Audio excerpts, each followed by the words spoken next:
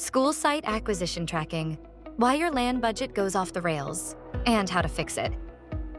Number 1, know what belongs in the A bucket. In your site acquisition and approval, or A bucket, make sure you only put in land purchase. This includes purchase price, escrow and title services, and recording fees. Environmental and regulatory approvals, which includes CEQA and DTSC studies, Phase 1 and 2 assessments, and mitigation measures. Due diligence. This would be appraisals, boundary surveys, geotechnical studies, and legal descriptions. Eminent domain.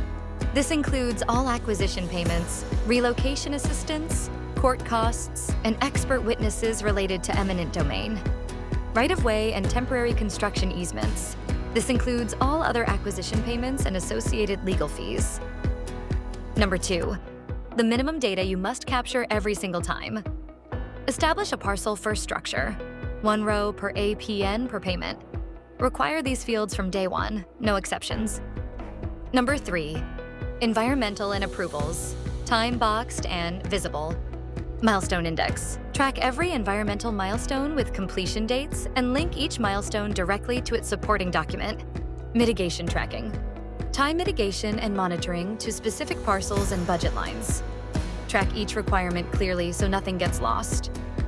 Number 4, controls that keep you clean. Here's how to build controls that prevent mistakes. Entry validation. Require an APN and document link for every A-coded transaction. Reject incomplete entries before they're posted. Monthly reconciliation. Reconcile A-register totals with your general ledger every month. Don't save this for year-end.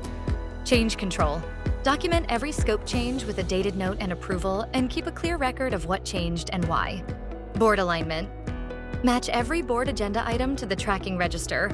Use the exact APN and case numbers with no variations. For more practical tips and expert insights, visit our blog at colbi.com.